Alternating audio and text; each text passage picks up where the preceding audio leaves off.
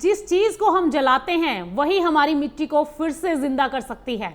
जी हाँ, हर साल फसल कटाई के बाद भारत के खेतों में एक ही तस्वीर दोहराई जाती है, धुआं, आग और जलती हुई पराली। लेकिन यही पराली जिसे किसान बेकार समझकर जला देते हैं, असल में खेत की सबसे बड़ी ताकत बन सकती है।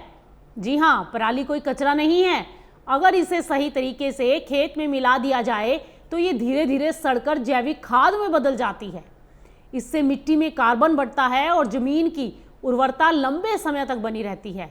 इसके साथ ही पराली मिट्टी की ऊपरी सतह पर एक प्राकृतिक ढाल भी बना देती है, जिससे नमी बनी रहती है और पानी जल्दी सूखता नहीं।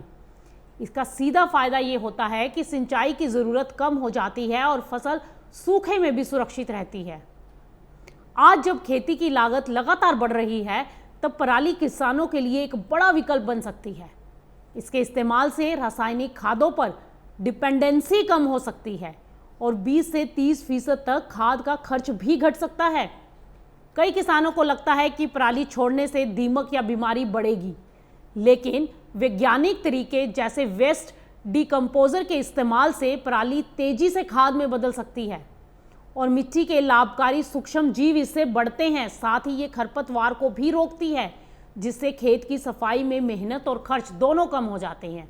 और सबसे बड़ी बात, पराली न जलाने से न सिर्फ खेत बचता है, बल्कि हवा भी साफ रहती है और प्रदूषण कम होता है और किसान जुर्माने से भी बच जाते हैं।